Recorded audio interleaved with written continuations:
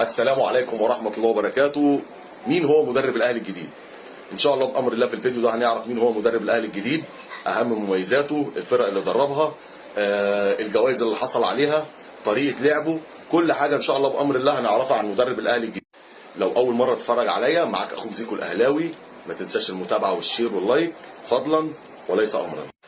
برونو ميغيل سيلفادو ده مدرب الأهلي الجديد، مدرب برتغالي الجنسية، مواليد 12 مايو 1976، يعني تقريبا كده عنده 49 سنة، يجمع ما بين الخبرة والشباب.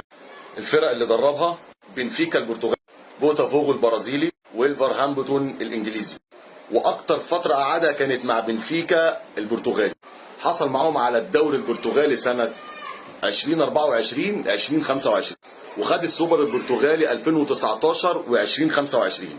حصل على افضل مدرب في البرتغال سنة 2018 و2019 على التوالي، ده غير طبعا جوائز الشهر. محبوب جدا لدى جمهور بنفيكا لان كان دايما بيفوز على بورتو البرتغالي بنتائج كبيرة زي 4-0 مثلا.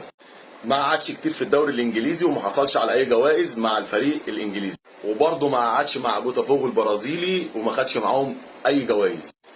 ايه هي طريقة لعبه؟ دايما مع بنفيكا كان بيلعب بطريقة 4-4-2، اما مع الفريق الثاني بوتافوغو كان بيلعب بطريقة 4-3-3.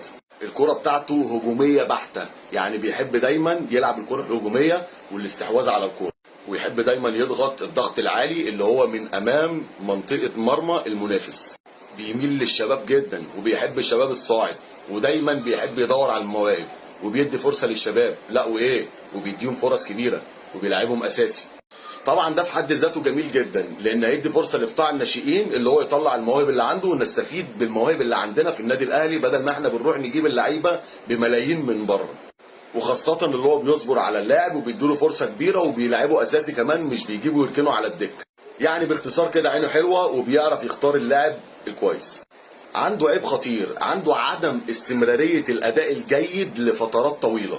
يعني الراجل ده كده ما بيستحملش الضغوط بتاعه الاصابات، واللي هو يتضغط في كذا بطولة، واللي هو يشترك في كذا مناسبة، ودي حاجة قلقاني جدا جدا جدا وممكن تقلق بعض الأهلاوية.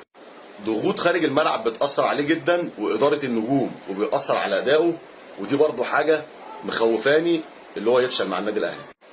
عدم التكيف مع البيئة المحيط بيها، يعني بالبلدي كده انت جاي تدرب فريق بحجم النادي الأهلي، يعني يبقى ليك شعبية كبيرة، مش هتعرف تمشي في الشارع، مش هتعرف تتعامل. نحن على موعد مع فايلر جديد. انا جمعت لك كل المعلومات عن مدرب النادي الاهلي الجديد، عايزك تقول لي رايك، المدرب ده هينفع مع النادي الاهلي ولا لا؟ رايك يهمني، اكتب لي في التعليقات، وخاصه بعد اللي احنا سمعناه اللي هو ما بيستحملش الضغوط والاصابات وكثره المشاركات في المناسبات. انا حاسس ان التجربه دي نفس التجربه بتاعت فايلر. قول لي رايك وما تنساش متابعه اخوك الاهلاوي. سلام.